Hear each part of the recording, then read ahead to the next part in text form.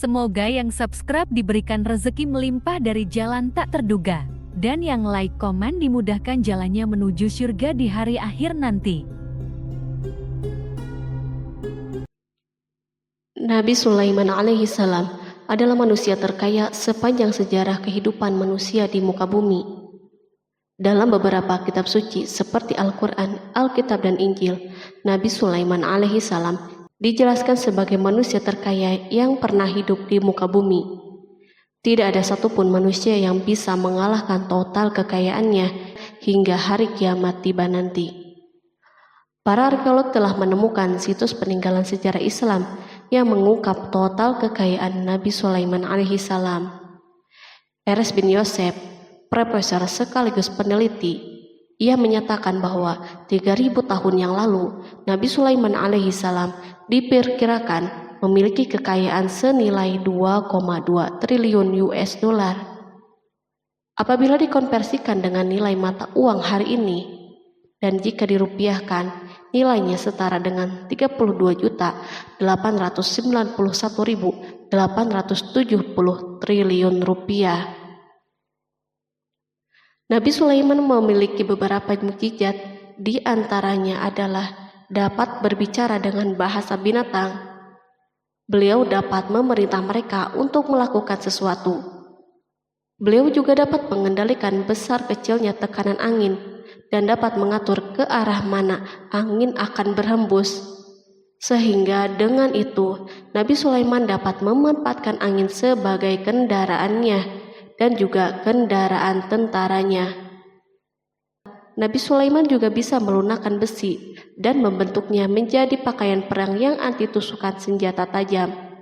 Nabi Sulaiman juga memimpin para jin. Mereka tunduk dan patuh pada perintah Nabi Sulaiman. Tidak hanya itu, setan dan iblis laknatullah yang merupakan makhluk pembangkang dapat dibuat tunduk bertekuk lutut pada perintah-perintah Nabi Sulaiman. Nabi Sulaiman bisa melakukan teleportasi, yaitu berpindah dari suatu tempat ke tempat yang lain dalam waktu singkat. Peristiwa tersebut dibuktikan dengan pemindahan singgasana Ratu Balqis atas perintah Nabi Sulaiman. Nabi Sulaiman juga dikenal sebagai raja yang adil dan bijaksana. Nabi Sulaiman diberkahi kecerdasan yang luar biasa untuk menyatupadukan segenap kekuatan yang Allah berikan kepadanya. Ia mengelola dan membawa kerajaannya menjadi kekuatan raksasa yang tak terkalahkan di masanya dengan segenap kemampuan yang dimilikinya. Tentara Nabi Sulaiman adalah tentara terkuat di bumi tanpa ada yang menandinginya. Pertanyaan dasar yang muncul kali ini adalah dari mana sumber kekayaan dan kekuatan Nabi Sulaiman alaihi salam? Sebelum saya melanjutkan, mohon bantu channel ini untuk terus berkembang dengan cara subscribe dan nyalakan tanda loncengnya. Berikan komentar yang positif dan berikan like serta share video ini. Semoga semua itu menjadi nilai amal jariah karena telah membantu mensiarkan kisah-kisah Islam pada masyarakat Islam dan dunia. Bismillahirrahmanirrahim. Sungguh kami benar-benar telah menganugerahkan ilmu kepada Daud dan Sulaiman. Keduanya berkata, segala puji bagi Allah yang melebihkan kami dari kebanyakan hamba-hambanya yang mukmin. Sulaiman telah mewarisi Daud dan dia berkata, wahai manusia, kami telah diajari untuk memahami bahasa burung dan kami dianugerahi segala sesuatu. Sesungguhnya semua ini benar-benar karunia yang nyata. Quran Surat An-Naml ayat 15-16. Nabi Sulaiman mewarisi Nabi Daud dalam sisi kenabian dan kekuasaan, bukan mewarisi harta, karena para nabi tidak mewariskan harta. Sepeninggalan mereka, harta para nabi menjadi sedekah bagi orang-orang yang ada di sekitar mereka, yaitu orang-orang fakir dan orang-orang yang membutuhkan. Allah telah memilihnya sebagai nabi dari kalangan Bani Israel. Begitu juga Allah telah memberinya kekuasaan kerajaan sehingga ia menjadi pemimpin Bani Israel. Barangkali sesuatu yang paling penting yang diwarisi oleh Nabi Sulaiman dari Nabi Daud adalah tradisi militer. Kemajuan militer yang dahsyat telah berpindah kepada Nabi Sulaiman. Nabi Daud sebenarnya adalah seorang penggembala kambing yang sangat miskin, tapi seiring dengan perjalanan waktu, ia menjadi komandan pasukan yang tiada tanding. Perubahan keadaan ini adalah sebagai bentuk ilham dari Allah Subhanahu wa Ta'ala dan sebagai dukungan darinya. Daud mengetahui bahwa kekuatan yang hakiki yang mengatur alam semesta adalah kekuatan Allah Subhanahu wa Ta'ala. Kehadiran Nabi Daud mengubah keadaan pasukan Bani Israel, di mana mereka sebelumnya lari jika berhadapan dengan musuh, maka kini keberadaan mereka mulai diperhitungkan. Di masa hidupnya, Daud mengalami peperangan yang sangat banyak, namun Al-Quran tidak menceritakan secara terperinci akan hal tersebut. Dan kami kuatkan kerajaannya. Quran Surat Shad ayat 20. Ayat tersebut berarti bahwa Daud belum pernah terkalahkan dalam peperangan yang diikutinya. Di samping dukungan yang Allah Subhanahu wa Ta'ala berikan kepada Daud, juga pasukannya dan rakyatnya, di mana mereka adalah orang-orang yang bertauhid dan menyerahkan diri kepada Allah Subhanahu wa Ta'ala. Allah Subhanahu wa Ta'ala mengungkapkan kepada Daud hal-hal yang menjadikan pasukannya memiliki keistimewaan yang dengannya mereka dapat mengalahkan pasukan-pasukan yang lain yang ada di bumi saat itu. Allah Subhanahu wa Ta'ala berfirman, dan kami telah melunakkan besi untuknya. Quran Surat Saba ayat 10. Sebenarnya baju besi yang dibuat untuk orang-orang yang hendak berperang cukup mengganggu gerakan mereka. Kita bisa membayangkan ketika ada dua orang yang berperang, yang satunya dapat bergerak dengan bebas, sementara yang lain tidak leluasa bergerak. Namun dengan kekuasaan Allah, Nabi Daud dapat melunakkan besi dan dapat membuat darinya baju besi yang ringan. Ini adalah kemajuan penting yang Allah berikan kepada Daud dan tentaranya. Kemajuan ini kini dimiliki oleh Nabi Sulaiman. Demikianlah Sulaiman memiliki pasukan yang dahsyat yang melebihi pasukan manapun di bumi saat itu. Bahkan Allah Subhanahu wa Ta'ala menambah karunia-Nya kepada Nabi Sulaiman. Dan Sulaiman telah mewarisi Daud dan dia berkata, "Hai manusia, kami telah diberi pengertian tentang suara burung dan kami diberi segala sesuatu. Sesungguhnya ini benar-benar suatu karunia yang nyata." Quran Surat An-Naml ayat 16. Pada suatu hari, Nabi Sulaiman menengadahkan tangannya dan berdoa kepada Allah Subhanahu wa Ta'ala. Antara hati Nabi dan Allah tidak ada penghalang, tidak ada jarak, tidak ada sekatan waktu, dan tak ada seorang pun dari para nabi yang berdoa kepada Allah kecuali doanya pasti terkabul. Kejernihan hati ketika mencapai puncak tertentu, maka ia akan menggapai apa saja yang diinginkan di jalan Allah Subhanahu wa Ta'ala. Dalam doanya Nabi Sulaiman berkata, "Ya Tuhanku, ampunilah aku dan anugerahkanlah kepadaku kerajaan yang tidak dimiliki oleh seorang pun sesudahku." Quran Surat Shad ayat 35. Sulaiman menginginkan dari Allah Subhanahu wa Ta'ala suatu kerajaan yang belum pernah diperoleh oleh siapapun setelahnya. Allah Subhanahu wa Ta'ala mengabulkan doa hambanya Nabi Sulaiman dan memberinya kerajaan tersebut. Barangkali orang-orang yang hidup di saat ini bertanya-tanya, mengapa Sulaiman meminta kerajaan ini yang belum pernah dimiliki oleh seorang pun setelahnya. Ambisi Sulaiman untuk mendapatkan kekuasaan atau kerajaan adalah ambisi yang ada di dalam seorang nabi, dan tentu ambisi para nabi tidak berkaitan kecuali dengan kebenaran. Ambisi tersebut adalah bertujuan untuk memudahkan penyebaran dakwah di muka bumi. Nabi Sulaiman sama sekali tidak cinta kepada kekuasaan ataupun ingin menunjukkan kesombongan. Namun beliau ingin mendapatkan kekuasaan untuk memerangi kelaliman yang menyebar di muka bumi. Perhatikanlah kata-kata Nabi Sulaiman kepada Balqis ketika beliau berdialog dengannya. Dan ketika Balqis datang, ditanyakanlah kepadanya, "Serupa inikah singgasanamu?" Dia menjawab, "Seakan-akan singgasana ini singgasanaku, kami telah diberi pengetahuan sebelumnya dan kami adalah orang-orang yang berserah diri.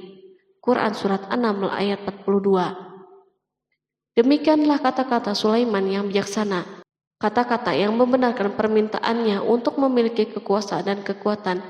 Sulaiman telah mengerahkan semua kemuliaan dan kekuasaannya dalam rangka menegakkan agama Allah Subhanahu wa Ta'ala dan menyebarkan Islam. Nabi Sulaiman mewarisi kekuasaan, kenabian, hikmah ilmu dari Daud. Orang-orang menyebut Sulaiman Al-Hakim atau Sulaiman yang bijaksana. Kebijaksanaan Nabi Sulaiman tidak terbatas pada keadilannya di tengah-tengah manusia dan kasih sayangnya kepada mereka. Namun kebijaksanaan Sulaiman juga berlaku di kalangan burung dan binatang-binatang lainnya. Nabi Daud juga mengenal bahasa burung, tetapi Sulaiman dapat berbicara dengan bahasa burung. Bahkan ia dapat menjadikannya sebagai pembantunya. Ketika Nabi Daud bertasbih, maka gunung-gunung dan burung-burung serta binatang buas pun ikut bertasbih bersamanya. Bahkan angin pun berhenti untuk mendengar tasbih ini. Sedangkan Nabi Sulaiman, Allah Subhanahu wa Ta'ala memberinya karunia lebih dari itu, di mana binatang-binatang buas tunduk padanya, begitu juga angin dan burung. Allah Subhanahu wa Ta'ala berfirman, dan sesungguhnya kami telah memberi ilmu kepada Daud dan Sulaiman, dan keduanya mengucapkan, segala puji bagi Allah yang melebihkan kami dari kebanyakan hamba-hambanya yang beriman. Dan dia berkata, hai manusia, kami telah diberi pengertian tentang suara burung, dan kami diberi segala sesuatu. Sesungguhnya semua ini benar-benar karunia yang nyata. Quran Surat An-Naml ayat 15-16. Nabi Sulaiman mampu mendengar bisikan semut yang berbicara dengan sesama mereka. Bahkan ia mampu memerintahkan semut tersebut sehingga semut itu taat kepada perintahnya. Pasukan Nabi Sulaiman memiliki kekuatan yang sangat dahsyat di dunia. Belum pernah ada di dunia suatu pasukan yang memiliki kekuatan seperti ini. Kekuatan Nabi Sulaiman berasal dari beberapa kombinasi yang sangat mengagumkan, sehingga karenanya ia tidak dapat tertandingi. Kekuatan itu terdiri dari manusia, jin, dan burung. Kita mengetahui bahwa jin adalah makhluk Allah Subhanahu wa Ta'ala dan manusia tidak mampu untuk melihatnya atau menghadirkannya atau meminta pertolongannya. Sedangkan Sulaiman telah diberi Allah Subhanahu wa Ta'ala kemampuan untuk menundukkan jin. Bahkan ia mampu menjadikan mereka sebagai pekerja-pekerja kasar di kerajaannya saat itu, saat tidak ada peperangan. Ketika ada pasukan lain yang mencoba melawan pasukan ini, maka mustahil mereka akan merasakan kemenangan. Bahkan pasukan Sulaiman juga diperkuat oleh pasukan burung. Burung di pasukan Sulaiman memerankan tugas yang sangat penting, yaitu sebagai badan intelijen. Kita mengetahui bahwa peranan informasi saat peperangan sangatlah penting. Dari informasi tersebut, pasukan dapat mengetahui keadaan musuhnya. Demikianlah peranan burung pada pasukan Sulaiman. Ia terbang di tengah-tengah musuh, kemudian ia kembali kepada Sulaiman untuk menyampaikan berita tentang keadaan musuhnya. Di samping jin dan burung, Allah Subhanahu wa Ta'ala juga menundukkan angin untuk Sulaiman. Nabi Sulaiman dapat memerintahkan angin dan ia mampu menaiki angin bersama tentaranya. Pasukan Sulaiman juga terdiri dari pasukan udara pada saat di mana tak seorang pun memimpikan untuk terbang di udara. Barangkali mukjizat ini yang Allah Subhanahu wa Ta'ala berikan kepada Sulaiman menjadi sebab kejayaan militernya sehingga pasukannya tidak tertandingi. Allah Subhanahu wa Ta'ala berfirman, dan dihimpunkan kepada Sulaiman tentaranya dari jin, manusia, dan burung, lalu mereka diatur dengan tertib dalam barisan. Quran Surat An-Naml ayat 17. Kemudian kami tundukkan kepada angin yang berhembus dengan baik menurut kemana saja yang dikehendakinya. Dan kami tundukkan pula kepadanya setan-setan, semuanya ahli bangunan dan penyelam, dan setan yang lain yang terikat dalam belenggu. Inilah anugerah kami, maka berikanlah kepada orang lain atau tahanlah untuk dirimu sendiri dengan tiada pertanggungan jawab. dan sesungguhnya dia mempunyai kedudukan yang dekat pada sisi kami dan tempat kembali yang baik. Quran Surat Shad ayat 30-40. Di samping senjata udara yang Allah Subhanahu wa Ta'ala berikan kepada Sulaiman, Allah Subhanahu wa Ta'ala juga memberikan kemampuan yang tak seorang pun dari para nabi mendapatkannya, yaitu kemampuan untuk memerintah setan. Setan adalah salah satu bagian dari jin. Ia adalah kelompok yang celaka dari bangsa jin. Kelompok ini sebenarnya tidak mampu dikuasai oleh manusia. Bahkan jin soleh pun tidak dapat mengatur mereka.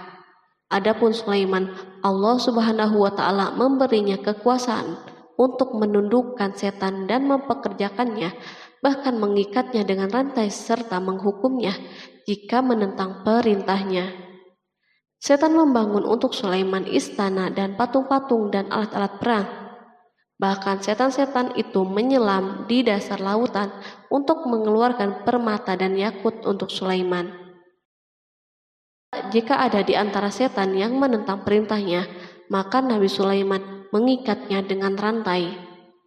Ini semua menunjukkan kekayaan Sulaiman dan kekuasaannya, di mana ia mampu mengatur banyak makhluk di dunia. Tentu kemampuan itu atas izin Allah sebagai mukjizat darinya. Allah Subhanahu wa Ta'ala berfirman, dan sebagian dari jin ada yang bekerja di hadapannya di bawah kekuasaannya dengan izin Tuhannya, dan siapa yang menyimpang di antara mereka dari perintah kami, maka kami rasakan kepadanya azab neraka yang apinya menyala-nyala. Para jin itu membuat untuk Sulaiman apa yang dikehendakinya dari gedung-gedung yang tinggi, patung-patung, dan piring-piring yang besarnya seperti kolam dan periuk yang tetap berada di atas tungku. Quran Surat Saba ayat 12. Nabi Sulaiman yang bijaksana adalah penguasa yang tak tertandingi di muka bumi. Meskipun memperoleh nikmat yang khusus dan agung ini yang Allah Subhanahu wa Ta'ala berikan kepada Nabi Sulaiman, beliau tetap menunjukkan sebagai manusia yang paling banyak berzikir kepadanya dan manusia yang paling banyak bersyukur di zamannya. Allah Subhanahu wa Ta'ala berfirman tentang Sulaiman, Sulaiman sebaik-baik hamba, sesungguhnya dia amat taat kepada Tuhannya. Quran Surat Shad ayat 30. Nabi Sulaiman selalu mendirikan sholat, puasa, tasbih, dan mengungkapkan rasa cinta yang dalam. Hamba yang kembali adalah hamba yang menuju Allah Subhanahu wa Ta'ala. Waktu sholat bagi Sulaiman adalah waktu yang sangat penting, sehingga ketika datang waktu itu, maka beliau tidak bisa disibukkan dengan hal yang lain. Sulaiman mengetahui penyakit kuda dan ia mampu berbicara dengan bahasa kuda. Bahkan kuda itu pun mentaati perintah Nabi Sulaiman. Allah Subhanahu wa Ta'ala juga memberikan kenikmatan lain atas Sulaiman. Allah Subhanahu wa Ta'ala berfirman, dan kami alirkan cairan tembaga baginya. Quran Surat Saba ayat 12. Al-Kihtir adalah tembaga yang dicairkan. Sebagaimana Allah Subhanahu wa Ta'ala memberikan nikmat atas ayahnya Daud di mana ia mampu melunakkan besi, dan Allah Subhanahu wa Ta'ala mengajarinya bagaimana cara mencairkannya, maka Sulaiman pun memanfaatkan tembaga yang cair untuk peperangan dan di saat perdamaian. Pada saat peperangan, beliau mencampur tembaga dengan besi dan membuat darinya perunggu. Mereka menggunakan senjata-senjata perunggu dalam peperangan seperti pedang, baju besi, dan pisau. Senjata-senjata ini adalah senjata yang paling kuat di saat itu. Sedangkan di saat perdamaian, tembaga digunakan untuk membuat bangunan, patung, dan sebagainya. Meskipun Nabi Sulaiman mendapatkan nikmat yang besar dan karunia yang khusus, Allah Subhanahu wa Ta'ala mengujinya dengan suatu ujian yang akan selalu datang pada seorang hamba. Ketika hamba itu mendapatkan kedudukan yang besar, maka ujiannya pun menjadi besar. Allah Subhanahu wa Ta'ala menguji Sulaiman dengan penyakit. Allah Subhanahu wa Ta'ala berfirman, dan sesungguhnya kami telah menguji Sulaiman dan kami jadikan dia tergeletak di atas kursinya sebagai tubuh yang lemah karena sakit. Kemudian ia bertaubat. Ia berkata, Ya Tuhanku, ampunilah aku, anugerahkanlah kerajaan yang tidak dimiliki oleh seorang pun sesudahku. Sesungguhnya Engkaulah yang Maha Pemberi.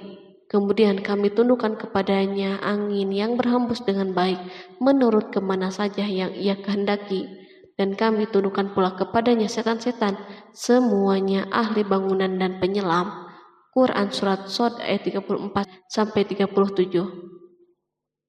Sulaiman diuji dengan penyakit yang sangat keras, di mana Toran saat itu tidak mampu mengatasinya. Sakitnya Sulaiman sangat keras, sehingga para dokter dari kalangan manusia dan jin tidak mampu menghilangkan penyakitnya. Lalu burung-burung menghadirkan rumput-rumput yang dianggapnya sebagai obat, tetapi Sulaiman pun belum juga sembuh. Semakin hari penyakit Sulaiman semakin menjadi-jadi, sehingga ketika Sulaiman duduk di atas kursi, ia duduk bagaikan tubuh tanpa roh, seakan-akan ia mati karena saking kerasnya penyakit yang dideritanya. Sakit yang diderita Sulaiman terus berlanjut untuk beberapa saat.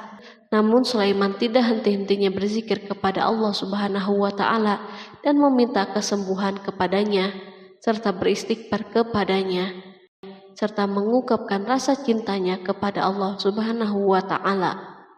Selesailah ujian Allah Subhanahu wa Ta'ala terhadap hambanya Sulaiman. Beliau pun sembuh. Kini Sulaiman merasakan kembali kesehatannya setelah mengetahui segala kejayaannya dan segala kekuasaannya serta segala kebesarannya tidak lagi mampu menghilangkan penyakit yang dideritanya, kecuali jika Allah Subhanahu wa Ta'ala menghendakinya. Dan sesungguhnya kami telah menguji Sulaiman dan kami jadikan dia tergeletak di atas kursinya sebagai tubuh yang lemah karena sakit. Quran Surat Shod ayat 34. Kata jasad dalam bahasa Arab diungkapkan atas sesuatu yang kehilangan kehidupan atau kesehatan. Nabi Sulaiman telah membangun masjid atau tempat beribadah sehingga manusia menyembah Allah Subhanahu wa Ta'ala di dalamnya. Rumah ini menunjukkan keunggulan seni arsitektur dan seni pahat. Orang-orang yang membangun rumah ini berjumlah puluhan ribu orang. Tentu setiap kelompok dari mereka memiliki pekerjaan masing-masing.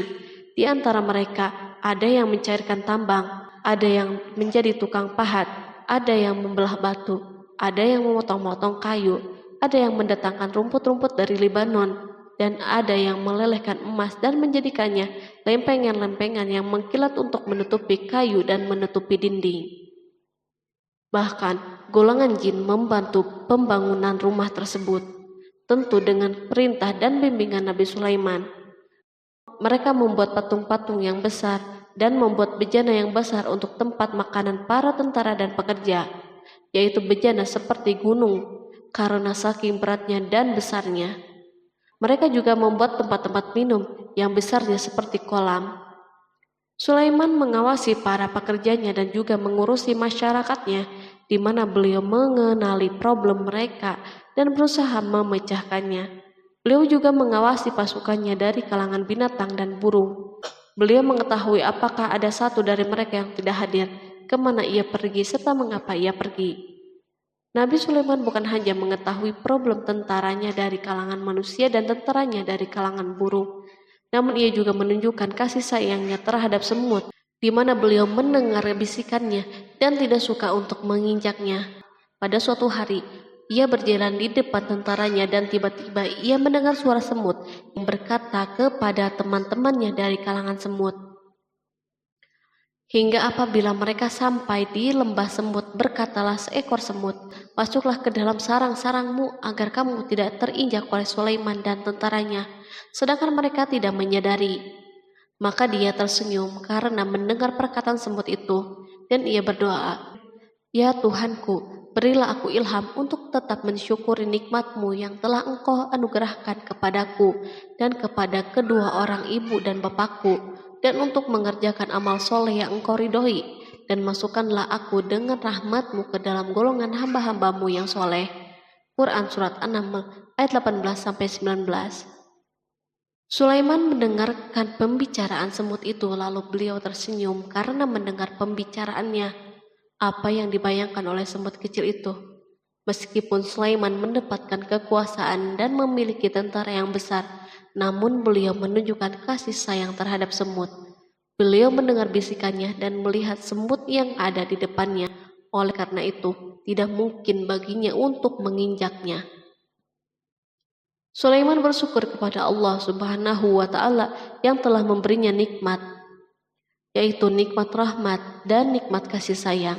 Di samping itu, Sulaiman orang yang paling kaya di dunia, di mana istananya terbuat dari kayu-kayu gaharu yang memiliki bau yang harum, dan istananya terbuat dari emas dan terkadang dari kristal. Beliau juga memiliki kursi besar yang dibuat dari emas dan permata. Istana Sulaiman merupakan istana yang paling besar di dunia. Sulaiman menggunakan pakaian dari emas dan permata. Meskipun demikian, Sulaiman tetap menunjukkan sebagai hamba yang berserah diri dan rendah diri kepada Allah Subhanahu wa Ta'ala dan kepada manusia. Nabi Sulaiman yang merendahkan dirinya di hadapan Allah, dan ia selalu sujud kepada Allah sebagaimana ayahnya yang selalu bertasbih kepada Allah. Sulaiman selalu melantunkan lagu-lagu cinta ilahi dan hanya memuji Allah Subhanahu wa Ta'ala. Pada suatu hari, Nabi Sulaiman mengeluarkan perintahnya kepada pasukan untuk bersiap-siap. Sulaiman keluar memeriksa pasukannya satu demi satu. Pasukannya diteliti. Kelompok yang pertama adalah kelompok manusia. Sulaiman memerintahkan kesiapan mereka, lalu Sulaiman mengeluarkan perintah-perintahnya. Kemudian Sulaiman memerintah kelompok jin dan menyampaikan perintah-perintahnya. Beliau memenjarakan jin yang tampak bermalas-malasan saat bekerja. Lalu ia memeriksa binatang dan berkata pada mereka, apakah mereka sudah makan dengan baik dan tidur dengan nyenyak? Apakah ada yang mengadu kepadanya, misal karena penyediaan makanan yang tidak layak? Apakah di sana ada yang sakit dan sebagainya? Ketika Sulaiman merasa puas dengan semuanya, Sulaiman memasuki tenda tempat berkumpulnya burung. Belum lama, Sulaiman memasuki tenda tersebut dan mengamati keadaan di sekitarnya, sehingga ia mengetahui burung yang tidak hadir yaitu hudhud. Dan dia memeriksa burung-burung lalu berkata, mengapa aku lihat hudhud? Quran Surat An-Naml ayat 20. Burung-burung yang lain tampak terdiam sebagai tanda penghormatan dan akan mendengarkan apa yang akan dikatakan pemimpin mereka Sulaiman. Beliau mengarahkan pandangannya kepada semua burung dan tidak menemukan hudhud di antara mereka. Tak seekor burung pun yang mengetahui keberadaannya. Sulaiman mulai menampakkan kemarahannya. Apakah dia termasuk yang tidak hadir? Quran Surat An-Naml ayat 20. Tiba-tiba seekor burung kecil memberanikan diri untuk berkata kepada Sulaiman, wahai Nabi yang mulia, seharusnya hudhud ada bersamaku kemarin untuk melaksanakan tugas penyelidikan. Ia adalah pemimpin misi itu, namun hudhud belum datang. Oleh karena itu, aku tidak pergi bersamanya. Burung itu tampak gemetar ketakutan. Sulaiman mengetahui bahwa hudhud tidak hadir dan tak seorang pun mengetahui kepergiannya. Hudhud pergi tanpa terlebih dahulu meminta izin kepada Sulaiman dan tidak memberitahu di mana keberadaannya. Dalam keadaan marah, Sulaiman berkata, sesungguhnya aku benar-benar akan mengazabnya dengan azab yang keras atau benar-benar menyembelihnya, kecuali ia benar-benar datang kepadaku dengan alasan yang jelas. Quran Surat An-Naml ayat 21. Kawanan burung mengetahui bahwa Sulaiman sedang marah dan telah menetapkan untuk menyembelihnya atau justru memaafkannya dengan syarat ia datang dengan membawa alasan yang dapat menyelamatkannya. Atau dengan kata lain, hudhud dapat memastikan bahwa ia melaksanakan tugas yang penting. Sulaiman menunjukkan kemarahan yang besar sehingga siapapun akan merasa takut ketika melihat Sulaiman marah. Meskipun beliau terkenal dengan kasih sayangnya, namun kemarahannya karena membela kebenaran. Kemudian beliau dapat melaksanakan ancamannya dengan cara yang mudah. Seekor burung tampak gemetar ketakutan melihat kemarahan Sulaiman. Lalu beliau mengeluarkan tangannya ke burung itu dan memegang-megang kepalanya, sehingga burung itu pun merasa tenang dan rasa takutnya hilang. Sulaiman pergi dari tenda burung itu dan menuju istananya. Sulaiman masih memikirkan keadaan hudhud. Seharusnya hudhud menjadi bagian penting dari badan intelijen. Apakah ia pergi untuk menyingkap sesuatu, atau apakah ia pergi hanya untuk bermain-main? Sulaiman telah memperhatikan dan mengetahui bahwa Hudhud adalah seekor burung yang cerdik dan juga fasih berbicara. Terkadang Sulaiman mendapati Hudhud sedang bermain-main dan menunda pekerjaannya. Sulaiman melihatnya dan Hudhud memahami bahwa ini tidak benar, sebab ia tidak boleh mencampur adukan antara waktu serius dan waktu bermain. Akhirnya, tidak lama setelah kepergiannya, Hudhud tiba di tenda burung. Burung-burung yang lain berkata kepadanya, "Pergilah engkau ke tempat tuan kita Sulaiman. Jika ia mengetahui bahwa engkau telah sampai, maka jiwamu benar-benar terancam." Hudhud terbang dan menemui Sulaiman. Pada waktu itu, Sulaiman sedang berdiri dan telah menetapkan untuk memulai pembicaraan dengan. Pada waktu itu, beliau sedang duduk sambil makan. Hudhud berdiri dan telah menetapkan untuk memulai pembicaraan dengan Sulaiman sebelum beliau bertanya kepadanya kemana ia pergi. Ini sebagai bukti bahwa ia melaksanakan tugas penting. Lalu ia berkata, "Aku telah mengetahui sesuatu yang kamu belum mengetahuinya, dan kubawa kepadamu dari negeri Saba suatu berita penting yang diyakini." Quran Surat An-Naml ayat 22. Aku adalah Hudhud yang miskin, tapi aku mengetahui apa yang tidak engkau ketahui.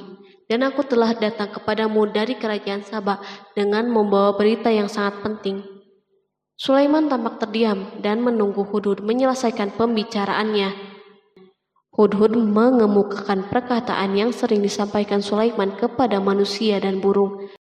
Sesungguhnya aku menjumpai seorang wanita yang memerintah mereka, dan dia dianugerahi segala sesuatu, serta mempunyai singgasana yang besar. Aku mendapati dia dan kaumnya menyembah matahari selain Allah, dan setan telah menjadikan mereka memandang indah perbuatan mereka, lalu menghalangi mereka dari jalan Allah, sehingga mereka tidak dapat petunjuk, agar mereka tidak menyembah Allah yang mengeluarkan apa yang terpendam di langit dan di bumi, dan yang mengetahui apa yang kamu sembunyikan dan apa yang kamu nyatakan. Allah tidak Tuhan yang berhak disembah kecuali Dia, Tuhan yang mempunyai arsy yang besar. Quran Surat An-Naml ayat 23-26.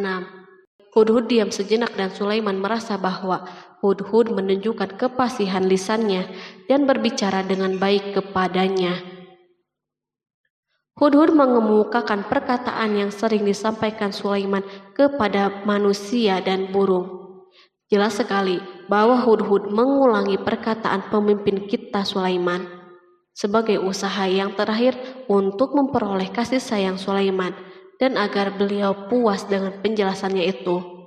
Sulaiman berkata sambil menunjukkan senyum manis di wajahnya, "Akan kami lihat apakah kamu benar ataukah kamu termasuk orang-orang yang berdusta." Quran Surat An-Naml ayat 27. Hudhud ingin mengatakan, "Aku tidak bohong, wahai Nabi yang mulia." Namun, diamnya Sulaiman membuatnya takut, sehingga ia pun terdiam. Sulaiman terdiam karena berpikir, lalu memutuskan sesuatu. Setelah itu, beliau mengangkat kepalanya dan meminta secari kertas dan pena. Sulaiman segera menulis surat singkat dan menyerahkannya kepada Hudhud serta memerintahkannya, "Pergilah dengan membawa suratku ini, lalu jatuhkanlah kepada mereka. Kemudian berpalinglah dari mereka, lalu perhatikanlah apa yang mereka bicarakan." Quran Surat An-Naml ayat 28. Al-Quran langsung menyebut keadaan kerajaan Balqis yang saat itu sedang membaca surat tersebut di depan para pembesar kerajaannya dan para menterinya. Berkata ia Balqis, "Hai pembesar-pembesar, sesungguhnya telah dijatuhkan kepadaku sebuah surat yang mulia. Sesungguhnya surat itu dari Sulaiman, dan sesungguhnya isinya dengan menyebut nama Allah yang Maha Pengasih lagi Maha Penyayang, bahwa janganlah kalian berlaku sombong terhadapku, dan datanglah kepadaku sebagai orang-orang yang berserah diri." Quran Surat An-Naml ayat 29-31. Dalam surat Sulaiman itu disebutkan, hendaklah mereka menyerahkan diri dan tunduk kepada perintahnya. Sulaiman memerintahkan agar mereka meninggalkan penyembahan terhadap matahari. Sulaiman tidak mempersoalkan akidah mereka dan tidak memuaskan mereka dengan apapun. Sulaiman hanya memerintahkan bahwa ia berada di atas kebenaran. Bukankah ia didukung kekuatan yang berlandaskan keyakinan yang dimilikinya? Sulaiman hanya memerintahkan mereka agar tunduk dan patuh kepadanya. Ratu Saba menyampaikan surat tersebut di tengah-tengah kaumnya. Berkata dia, Balkis, "Hai putra para pembesar, berilah aku pertimbangan dalam urusanku ini. Aku tidak pernah memutuskan sesuatu persoalan sebelum kamu berada di majelisku." Quran Surat An-Naml ayat 32. Sementara itu, reaksi para pembesar istana adalah menentang surat tersebut. Isi surat itu membangkitkan kecongkakan kaum Saba, di mana mereka merasa lebih kuat. Mereka mengetahui bahwa di sana ada orang yang mencoba menantang mereka dan mengisyaratkan peperangan kepada mereka. Lalu ia meminta kepada mereka untuk memenuhi syarat-syaratnya sebelum terjadinya peperangan dan kekalahan. Mereka menjawab, "Kita adalah orang-orang yang memiliki kekuatan dan juga memiliki keberanian yang sangat dalam peperangan, dan keputusan berada di tanganmu. Maka pertimbangkanlah apa yang akan kamu perintahkan." Quran Surat An-Naml ayat 33. Para pembesar kaumnya ingin berkata, "Kita siap untuk melaksanakan peperangan." Tampaknya ratu memiliki kebijakan yang lebih baik daripada pembesar kaumnya. Surat Sulaiman itu membuatnya berpikir lebih jernih dan hati-hati. Ia berusaha sebisa mungkin menghindari peperangan. Ratu itu berpikir dalam tempo yang lama. Nama Sulaiman tidak diketahuinya, dan ia pun belum pernah mendengarnya. Oleh karena itu, ratu tidak mengetahui kekuatannya. Boleh jadi Sulaiman memiliki kekuatan yang dahsyat sehingga mampu memerangi kekuasaannya dan mengalahkannya. Kemudian ratu memperhatikan apa yang ada di sekelilingnya. Ia melihat kemajuan masyarakatnya dan kejayaannya. Barangkali ia mengira bahwa Sulaiman iri terhadap kemajuan dan kekayaan ini, sehingga Sulaiman ingin menyerangnya. Setelah mempertimbangkan isi surat Sulaiman dengan cermat, Ratu Saba memilih untuk tidak bersikap ceroboh. Ratu itu lebih suka untuk menggunakan bahasa-bahasa kelembutan. Ia mengirim kepada Sulaiman suatu hadiah yang besar.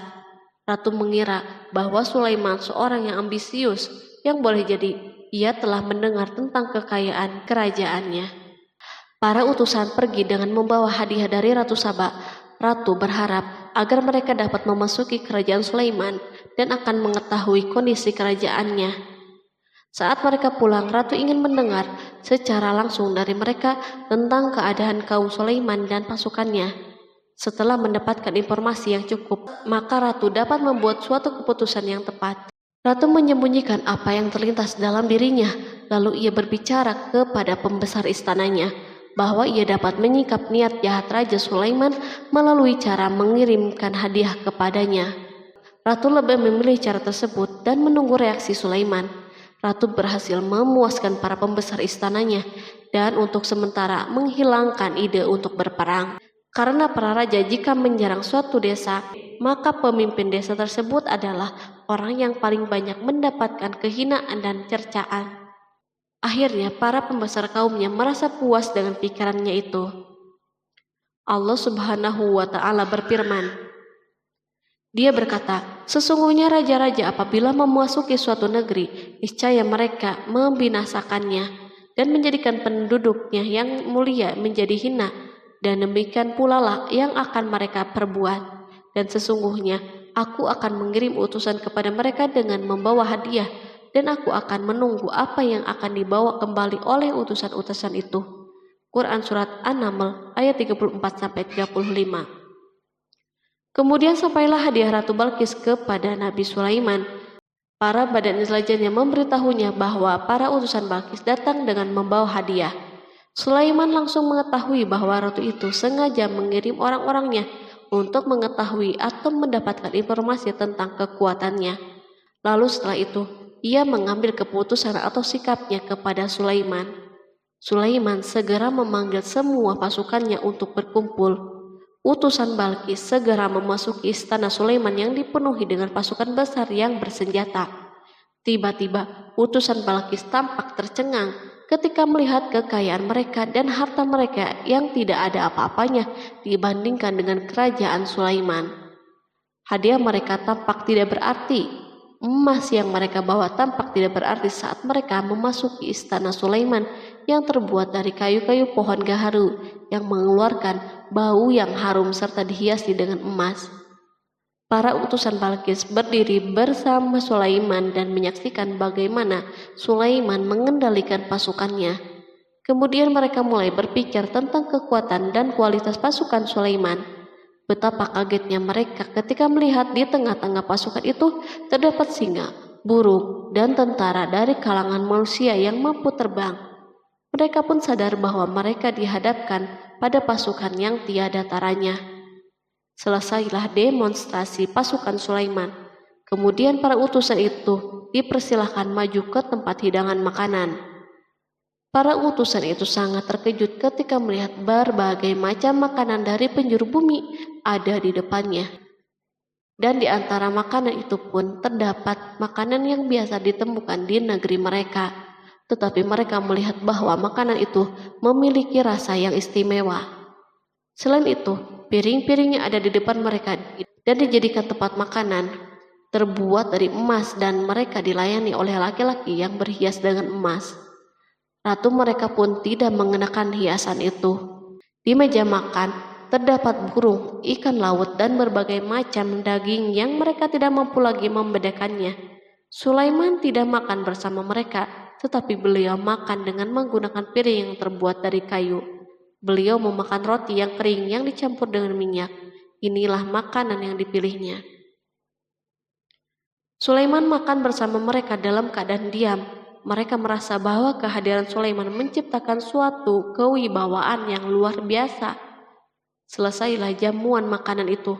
Lalu dengan sangat malu mereka menyerahkan hadiah Ratu Balkis kepada Sulaiman. Hadiah itu berupa emas, yang bagi mereka hadiah itu sangat bernilai. Tetapi di sini hadiah ini tampak kecil di hadapan kekayaan yang sangat mengagumkan. Sulaiman memperhatikan hadiah ratu itu dan berkata, maka tatkala utusan itu sampai kepada Sulaiman, Sulaiman berkata, apakah patut kamu menolong aku dengan harta? Maka apa yang diberikan Allah kepadaku lebih baik daripada apa yang diberikannya kepadamu. Tetapi kamu merasa bangga dengan hadiahmu. Quran Surat An-Naml ayat 36. Raja Sulaiman menyingkap dengan kata-katanya yang singkat itu penolakannya terhadap hadiah mereka. Ia memberitahu utusan itu bahwa ia tidak menerima hadiah tersebut. Ia tidak merasa puas dengan hadiah itu. Yang membuatnya puas hanya, janganlah kalian berlaku sombong terhadapku dan datanglah kepadaku sebagai orang-orang yang berserah diri. Lalu Sulaiman kembali berkata dengan pelan, kembalilah kepada mereka. Sesungguhnya kami akan mendatangi mereka dengan bala tentara yang mereka tidak kuasa melawannya. Dan pasti kami akan mengusir mereka dari negeri itu Saba dengan terhina dan mereka menjadi tawanan-tawanan yang hina. Quran Surat An-Naml ayat 37.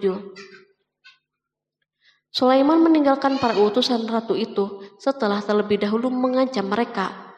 Para utusan itu mengharap agar Sulaiman mau menunggu kunjungan dari Ratu Balkis yang akan membawa misi perdamaian. Akhirnya sampailah para utusan Balkis ke negeri Saba. Mereka segera menuju istana ratu. Mereka memberitahu bahwa negeri mereka ada di ujung tanduk. Mereka menceritakan kepada ratu kekuatan Sulaiman dan tidak mungkin bagi mereka mampu melawannya. Mereka meyakinkan Balkis bahwa ia harus mengunjunginya dan melihat sendiri. Kemudian ratu menyiapkan dirinya untuk pergi menuju kerajaan Sulaiman. Sulaiman duduk di kursi kerajaan di tengah-tengah para pembesarnya dan para menterinya, serta para komandan pasukan. Sulaiman mengetahui bahwa Balkis menuju tempatnya. Balkis dikelilingi rasa takut. Sulaiman berpikir sejenak tentang bagaimana matahari disembah. Ia memikirkan bagaimana informasi yang diterima badan intelijennya tentang kemajuan kerajaan Balkis dalam bidang kesenian dan ilmu pengetahuan. Sulaiman bertanya kepada dirinya sendiri, apakah kemajuan menjadi penghalang untuk mengetahui kebenaran? Apakah ratu itu gembira dengan kekuatan yang dicapainya? Dan ia membayangkan bahwa kekuatan adalah segalanya. Dengan kemajuan yang dimilikinya, Sulaiman ingin membuat kejutan agar ratu mengetahui bahwa Islam yang diyakini oleh Sulaiman adalah satu-satunya yang mampu mendatangkan kemajuan dan kekuatan yang hakiki.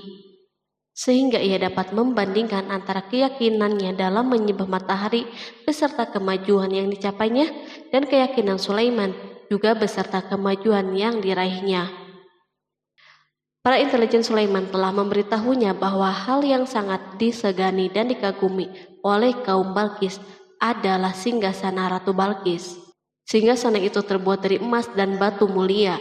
Singgasana tersebut dijaga oleh para penjaga yang sangat disiplin, di mana mereka tidak pernah lalai sedikit pun.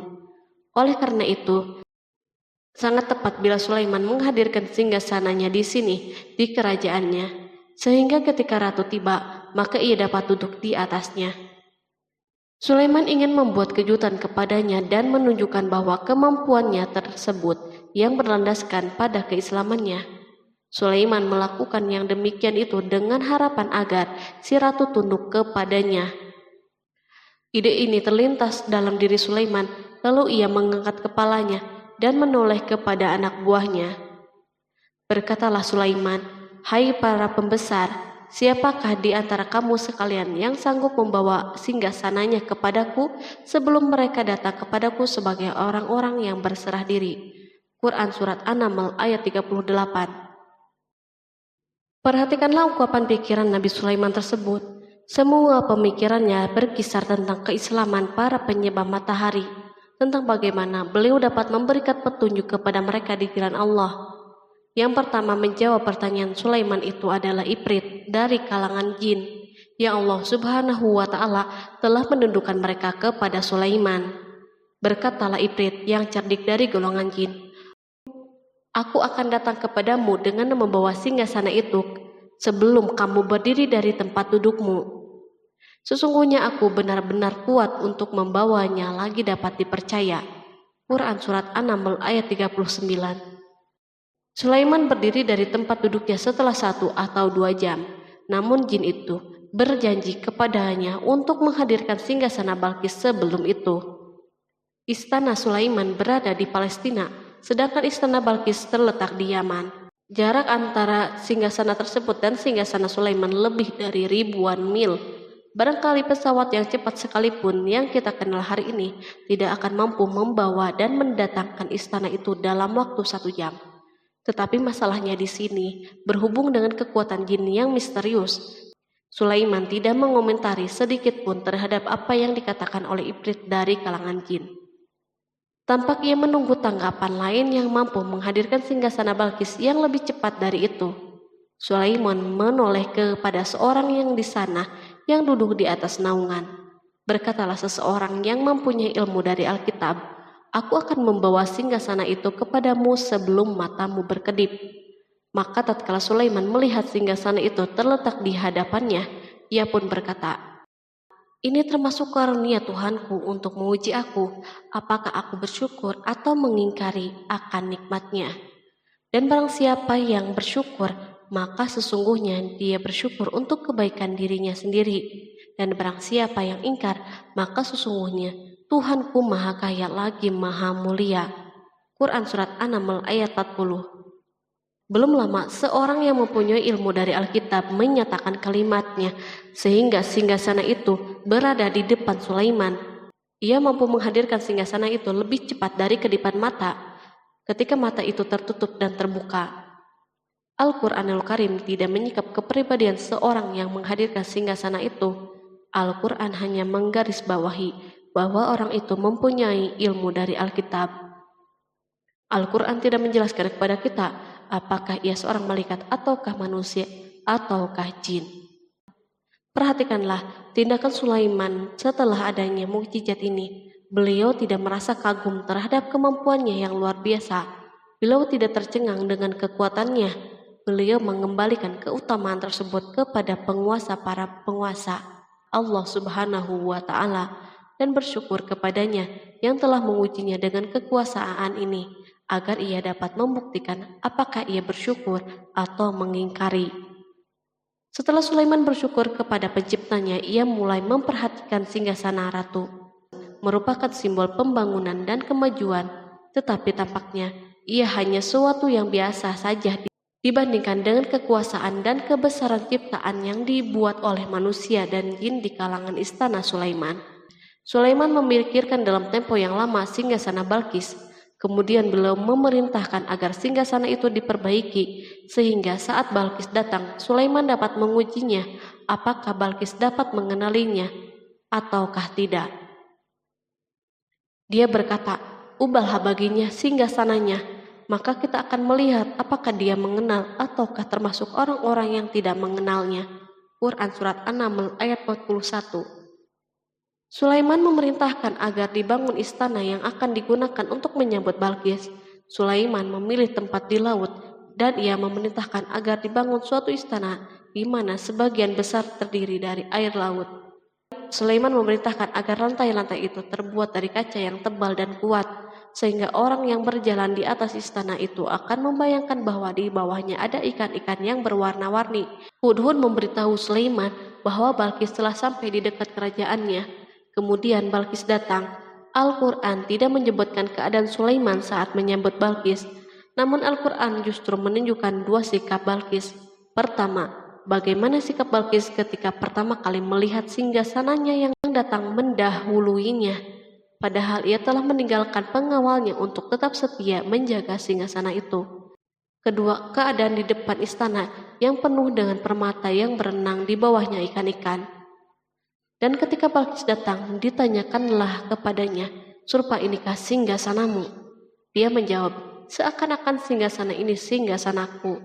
Kami telah diberi pengetahuan sebelumnya dan kami adalah orang-orang yang berserah diri." Quran Surat An-Naml ayat 42. Ayat tersebut menggambarkan kondisi dialog antara Sulaiman dan Balkis. Balkis melihat singgasananya dan ia tercengang saat mengetahui bahwa itu adalah singgasananya. Namun ia kemudian mulai ragu karena melihat tidak sepenuhnya itu singgasananya. Jika itu benar-benar singgasananya, lalu bagaimana ia datang mendahuluinya? Dan bila bukan singgasananya, maka bagaimana Sulaiman dapat meniru sepersis dan seteliti ini? Sulaiman berkata saat melihat Balkis mengamati singgasananya, "Apakah ini singgasanamu?" Setelah mengalami kebingungan sesaat, Balkis menjawab, "Sepertinya benar." Sulaiman berkata, "Kami telah diberi ilmu sebelumnya dan kami sebagai orang-orang yang muslim." Melalui pernyataan itu, Sulaiman ingin mengisyaratkan kepada Balkis agar ia membandingkan antara keyakinannya beserta ilmu yang dicapainya dan keyakinan Sulaiman yang muslim beserta pengetahuan yang diraihnya. Penyembahan terhadap matahari dan pencapaian ilmu yang dicapai oleh Balkis tampak tidak ada apa-apanya dibandingkan dengan ilmu Sulaiman dan keislamannya. Sulaiman telah mendahulinya dalam bidang ilmu karena keislamannya. Karena itu sangat mudah baginya untuk mengungguli Balkis dalam ilmu-ilmu yang lain. Demikianlah yang diisyaratkan pernyataan Sulaiman kepada Balkis. Ratu Saba itu mengetahui bahwa ini adalah singgasananya, di mana singgasana itu datang lebih dahulu daripada dirinya. Beberapa bagian darinya telah diubah saat Balkis masih berjalan menuju tempat Sulaiman. Ia berpikir kemampuan apa yang dimiliki oleh Nabi Sulaiman. Balkis tercengang melihat apa yang disaksikannya yang merupakan buah dari keimanan Sulaiman dan hubungannya dengan Allah Subhanahu wa Ta'ala. Sebagaimana Balkis tercengang ketika melihat kemajuan dalam bidang pembangunan seni dan ilmu, maka ia lebih kagum lagi saat melihat hubungan yang kuat antara keislaman Sulaiman dan ilmu serta kemajuannya. Dan apa yang disembahnya selama ini selain Allah mencegahnya untuk melahirkan keislamannya, karena sesungguhnya dia terdahulu termasuk orang-orang yang kafir. Bergoncanglah dalam benak Balkis ribuan hal. Ia melihat keyakinan kaumnya runtuh di hadapan Sulaiman. Ia menyadari matahari yang disembahnya merupakan ciptaan Allah Subhanahu wa Ta'ala, di mana dia menggerakkannya untuk hamba-hambanya. Lalu terbitlah matahari kebenaran pada dirinya. Hatinya diterangi oleh cahaya baru yang tidak akan tenggelam seperti tenggelamnya matahari. Masa keislamannya hanya menunggu waktu. Balkis memilih waktu yang tepat untuk mengumumkan keislamannya. Allah Subhanahu wa Ta'ala berfirman, dikatakan kepadanya, "Masuklah ke dalam istana." Maka tatkala dia melihat lantai istana itu, dikiranya kolam air yang besar dan disikapnya kedua betisnya. Berkatalah Sulaiman, Sesungguhnya ia adalah istana yang licin yang terbuat dari kaca.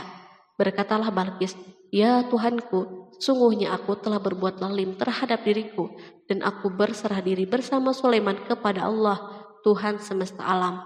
Quran Surat 6 ayat 44. Dikatakan kepada Balqis, masuklah ke dalam istana. Ketika ia masuk, maka ia tidak menyaksikan adanya kaca, tetapi ia melihat air, sehingga ia mengira akan bersinggungan dengan air laut. Lalu ia menyingkap sedikit bajunya agar bajunya tidak basah. Sulaiman mengingatkannya tanpa melihat agar tidak khawatir terhadap pakaiannya, karena pakaiannya tidak akan basah sebab di sana tidak ada air. Ia sekedar kaca yang halus yang saking halusnya hingga tidak tampak. Pada kesempatan itulah Balqis mengumumkan keislamannya. Ia mengakui kelaliman dirinya dan ia menyatakan penyerahan diri kepada Sulaiman dan kepada Allah Subhanahu wa Ta'ala. Lalu kaumnya pun mengikutinya dan mereka memeluk Islam. Balqis menyadari ia berhadapan dengan penguasa yang terbesar di bumi dan salah satu nabi yang mulia. Untuk pertama kalinya wajah Sulaiman dihiasi dengan senyuman yang menunjukkan kepuasannya sejak Balqis mengunjunginya. Demikianlah Sulaiman mewujudkan kejayaannya yang hakiki dan menyebarkan cahaya Islam di muka bumi. Al-Quran tidak menyebutkan kisah Balqis setelah keislamannya. Para ahli tafsir mengatakan bahwa ia menikah dengan Sulaiman. Selain itu, ada yang mengatakan bahwa ia menikah dengan salah satu orang dekat Sulaiman. Ada juga yang mengatakan bahwa sebagian Raja Habasyah adalah keturunan dari buah perkawinan ini. Sulaiman hidup di tengah-tengah kejayaan dan kemuliaan di muka bumi. Kemudian Allah Subhanahu wa Ta'ala menetapkan kematian baginya. Sebagaimana kehidupan Sulaiman yang berada di puncak kemuliaan dan kejayaan yang penuh dengan keajaiban yang luar biasa, maka kematiannya pun merupakan tanda-tanda kebesaran Allah Subhanahu wa Ta'ala yang penuh dengan keajaiban. Demikianlah bahwa kematiannya sesuai dengan kehidupannya, sesuai dengan kejayaannya. Allah Subhanahu wa Ta'ala berfirman tentang kematian Sulaiman. Maka tatkala kami telah menetapkan kematian Sulaiman, tidak ada yang menunjukkan kepada mereka kematiannya itu kecuali rayap yang memakan tongkatnya. Maka tatkala ia telah tersungkur, tahulah jin bahwa kalau sekiranya mereka mengetahui yang gaib, tentulah mereka tidak akan tetap dalam siksa yang menghinakan. Quran Surat Saba ayat 14. Kemampuan Nabi Sulaiman untuk menundukkan jin dan mempekerjakan mereka serta hubungan mereka dengannya, semua ini menimbulkan fitnah di tengah-tengah manusia dalam hal tertentu. Dan kematian Sulaiman merupakan batasan atau jawaban terhadap fitnah ini. Kami tidak mengetahui siapa yang mengklaim bahwa jin mengetahui hal yang gaib. Kami tidak mengetahui siapa yang bertanggung jawab terhadap tersebarnya isu yang keliru ini. Yang kita ketahui adalah bahwa hal tersebut tersebar dan mempengaruhi sebagian manusia dan jin. Barangkali manusia berkata kepada diri mereka, selama jin melakukan perbuatan yang luar biasa ini, maka apa gerangan yang menjadikan mereka tidak mengetahui hal-hal yang gaib itu? Manusia lupa bahwa kunci kegaiban berada di tangan Allah Subhanahu wa Ta'ala. Masalah ilmu gaib tidak akan mampu dikuasai oleh jin, manusia, ataupun para nabi dan semua makhluk. Hanya Dia yang mengetahuinya. Allah Subhanahu wa Ta'ala merencanakan bahwa kematian Sulaiman pun bertujuan untuk menghancurkan pemikiran ini, yaitu pemikiran bahwa jin mengetahui hal yang gaib. Jin bekerja untuk Nabi Sulaiman selama beliau hidup, dan tatkala beliau meninggal, maka tugas mereka menjadi bebas. Nabi Sulaiman meninggal tanpa diketahui oleh jin, sehingga mereka tetap bekerja untuknya. Mereka tetap kepada Sulaiman. Seandainya mereka mengetahui hal yang gaib, niscaya mereka tidak akan meneruskan pekerjaan mereka. Pada suatu hari Sulaiman memasuki mihrabnya untuk itikaf, ibadah dan sholat. Tak seorang pun berani mengganggu khalwat di mihrabnya. Mihrab Sulaiman terletak di puncak gunung dan dindingnya terbuat dari permata. Pada suatu hari, Sulaiman duduk bersandar pada tongkatnya dan ia tampak tenggelam dalam tafakur. Beliau berzikir kepada Allah hingga rasa kantuk menguasainya. Lalu setelah itu malaikat maut menemuinya di mihrabnya. Sulaiman pun meninggal. Beliau bersandar kepada tongkatnya. Jin melihatnya dan mengira bahwa beliau sedang sholat. sehingga mereka pun tetap melanjutkan pekerjaannya. Berlalulah hari yang panjang, kemudian datanglah rayap, yaitu semut kecil yang memakan kayu. Hewan itu pun mulai memakan tongkat Sulaiman. Rayap-rayap itu tampak lapar. Sebagian dari tongkat Sulaiman dimakan beberapa hari oleh rayap itu. Ketika yang dimakannya semakin bertambah, maka tongkat itu pun menjadi rusak dan jatuh dari tangan Sulaiman. Tubuh mulia itu kehilangan keseimbangan dan terhempas di bumi. Tatkala tubuh suci itu tersungkur, maka manusia segera menuju ke sana. Mereka menyadari dan mengetahui bahwa Nabi Sulaiman telah meninggal dalam waktu yang sangat lama. Jin menyadari bahwa mereka tidak mengetahui hal-hal yang gaib, dan manusia pun mengetahui hakikat ini. Seandainya jin mengetahui hal yang gaib, niscaya tidak akan meneruskan siksa yang hina. Mereka tidak akan bekerja. Demikianlah Nabi Sulaiman meninggal dalam keadaan duduk dan sholat di mihrabnya. Lalu berita itu tersebar bagaikan api di bumi. Manusia, burung dan binatang buas mengantarkan jenazah Nabi Sulaiman. Sekawanan burung tampak sedih dan menangis. Semua makhluk bersedih. Akhirnya, tak seorang pun mengetahui bahasa burung di bumi. Meninggallah seorang yang memahami pembicaraan burung. Burung-burung itu berkata, "Betapa beratnya kehidupan di tengah-tengah orang yang tidak mengetahui pembicaraan kita." Terdapat sejumlah versi perihal riwayat tentang kisah wafat Nabi Sulaiman alaihi salam. Salah satunya hadis yang diriwayatkan oleh Al-Hafiz Ibnu Asakir dalam tafsir Ibnu Katsir. Hadis ini disebut mendekati kebenaran kisah wafatnya Nabi Sulaiman. Seperti yang dikutip dari buku Kisah Para Nabi oleh Imam Ibnu Katsir. Menurutnya, Nabi Sulaiman alaihissalam meninggal dalam keadaan berdiri. Berdirinya beliau ini adalah sedang melakukan sholat dan bersandar pada tongkatnya. Diketahui Nabi Sulaiman dikenal terbiasa menyendiri di dalam Masjid Baitul Maqdis. Durasinya bahkan dalam kurun waktu yang tidak biasa, yakni bisa hingga 1 atau 2 bulan, hingga 1 atau 2 tahun. Untuk sajian makanan dan minumannya selalu dibawakan oleh para setan yang masih tergabung dalam salah satu jenis jin. Hingga suatu ketika mereka membawakan makanan dan minuman seperti biasa, namun tidak mengetahui bahwa Nabi Sulaiman telah wafat. Pada hari wafatnya, Nabi Sulaiman mendatangi sebuah pohon yang tumbuh di Baitul Maqdis. Atas izin Allah, Nabi Sulaiman pun berbincang dengan pohon tersebut dan menanyakan nama serta fungsi dari dirinya.